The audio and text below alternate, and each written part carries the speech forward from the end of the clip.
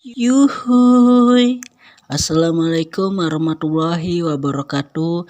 Kembali lagi di channel Adi Misteri 21. Seperti biasa saya akan bercerita. Sebelum masuk ke cerita jangan lupa subscribe, like, komen, dan share. Terima kasih bagi yang udah subscribe. Semoga sehat selalu dimanapun Anda berada. Tanpa basa-basi lagi, inilah Adi Misteri 21. Hari itu awalnya aku nggak tahu kalau dia udah meninggal, dan selama 1 hari dia bersamaku, melewati hari-harinya seperti biasa. Namun aku merasa ada yang berbeda dari dia. Inilah kisahku. Pagi hari, tempatnya hari Sabtu, HP-ku berdering. Pacarku telepon. "Halo sayang, tumben nih pagi-pagi udah telepon, ada apa?" Pacarku menjawab, "Halo juga sayang, gini loh, aku mau pergi sama teman-teman mendaki gunung, boleh ya?" Kayaknya tuh kali ini janganlah yang, soalnya beberapa hari ini aku selalu cemas sama kamu, jawabku. Pacarku jawab juga, ayang loh, boleh napa ya, please, kali ini aja.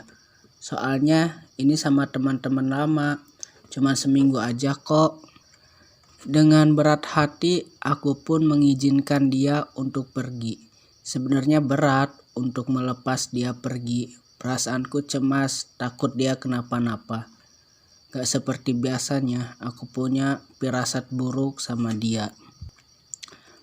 Entahlah, semoga aja dia gak kenapa-napa. Lagi pula dia udah sering pergi muncak ke gunung, bisikku dalam hati. Gak lama kemudian, dia pamit samaku untuk pergi.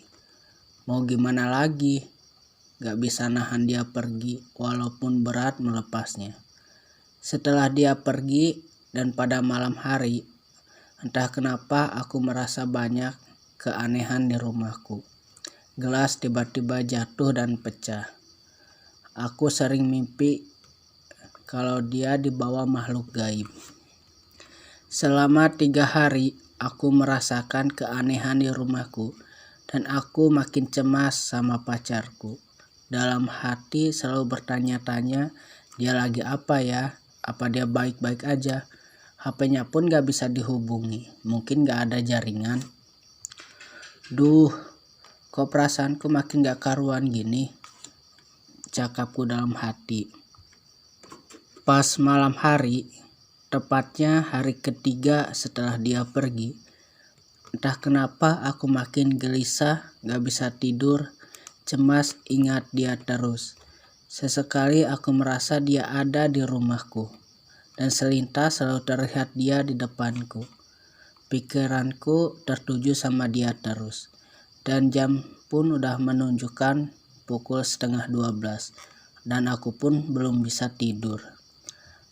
Aku buat kopi dan duduk di ruang tamu sambil ngerokok dan minum kopi untuk menenangkan pikiran. Gak terasa, waktu pun terasa begitu cepat.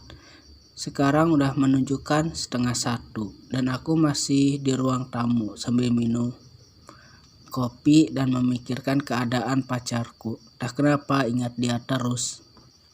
Dan aku mendengar suara pintu diketuk. Tok, tok, tok.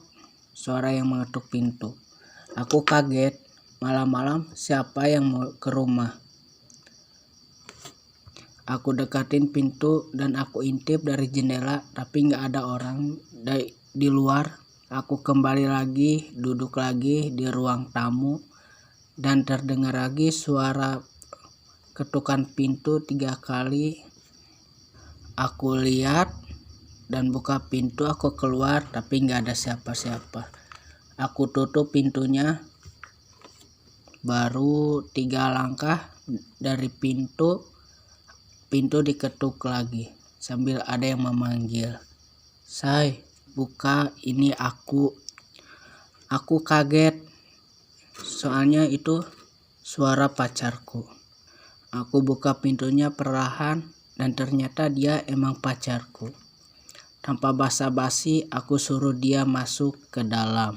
Aku persilahkan dia duduk dan aku buatkan dia minum yang anget-anget. Karena itu masih malam, jadi aku buatkan dia minuman yang anget.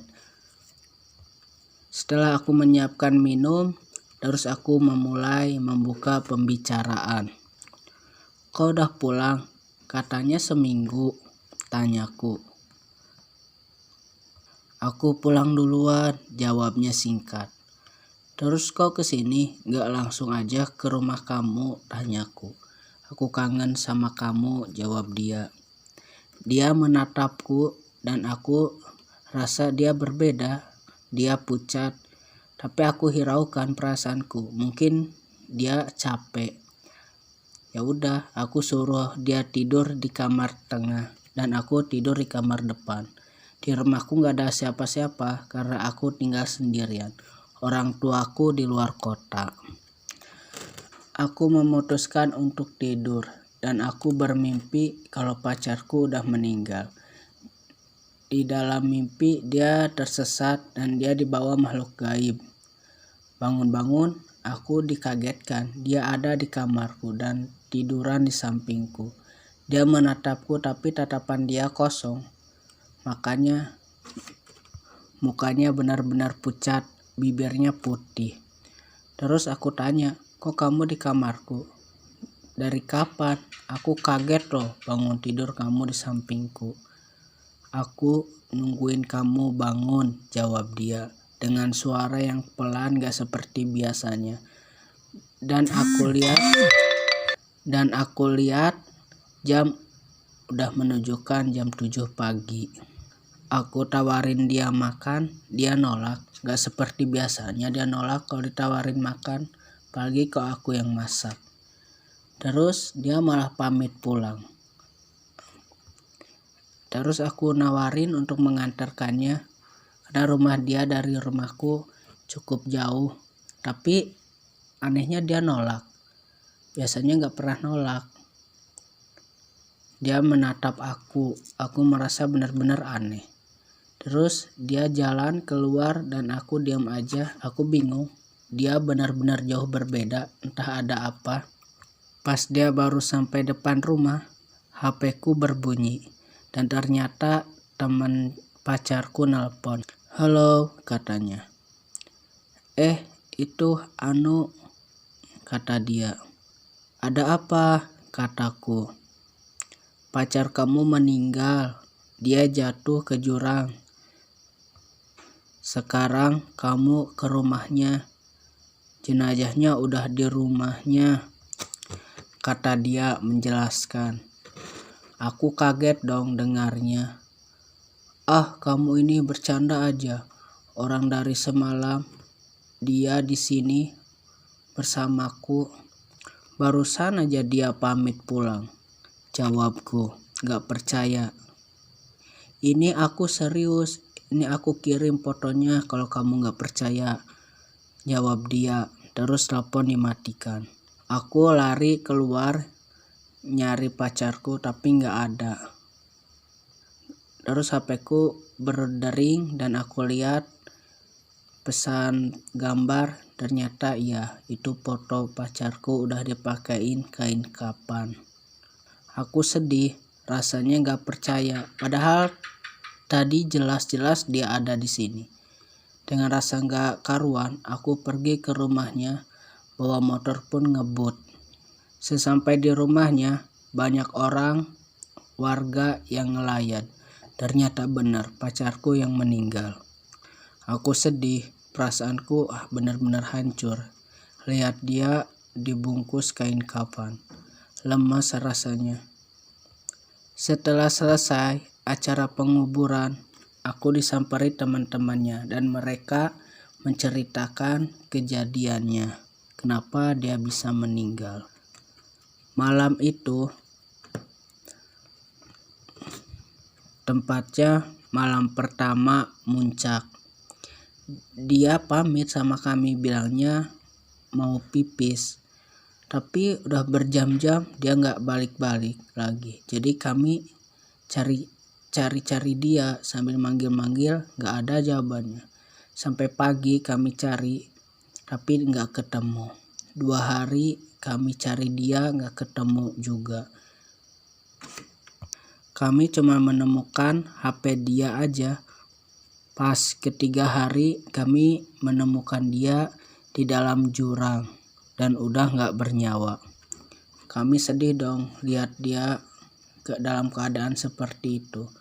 Langsung kami bawa dia ke rumahnya. Penjelasan temannya samaku. Terus aku pun bercerita apa yang telah aku alami dan aku mimpikan tentang dia.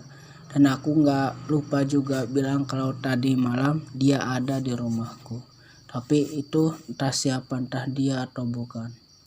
Yang jelas dia udah meninggal 3 hari yang lalu. Tapi nyatanya pacarku udah meninggal kan. Aku sedih kehilangan orang yang aku sayang.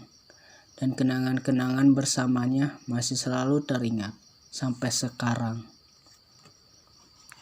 Oke, cukup sekian ceritanya. Semoga kalian terhibur. Dan bagaimana kalau ini terjadi sama kalian, orang yang kalian sayang tiba-tiba meninggal. Mungkin rasanya sedih ya, rasa kehilangannya berat. Oke, cukup sekian. Assalamualaikum warahmatullahi wabarakatuh. Terima kasih untuk kalian semua. Semoga sehat selalu. Jangan lupa subscribe